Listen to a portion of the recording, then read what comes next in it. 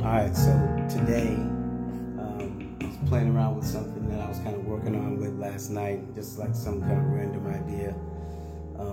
What I've been trying to do is kind of record some of these so that I can remember what it is that I did. And then also, if everybody else is out there that's kind of looking through some of these, they can also kind of reference them as well.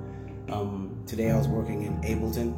Last night I was working in Ableton, just with a random idea because I can kind of pull ideas from out of my keyboards into Ableton pretty quick. One of the things I like too is that I found that I can actually use Melodyne that's in Ableton to be able to sync up like my pianos with the bass. So like with this, I had to pull the bass into this so that it can kind of sync with what the chords were. Cool thing about with Melodyne is that you can actually go into the feature here that syncs your time.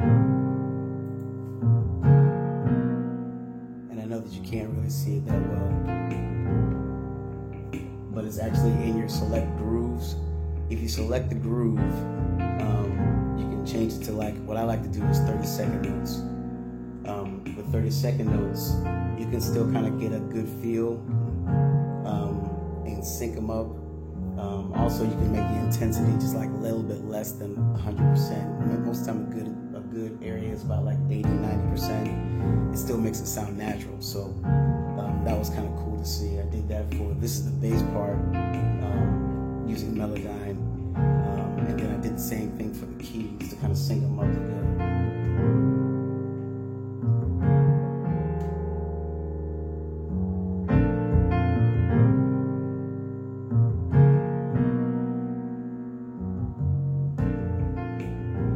So that's Melodyne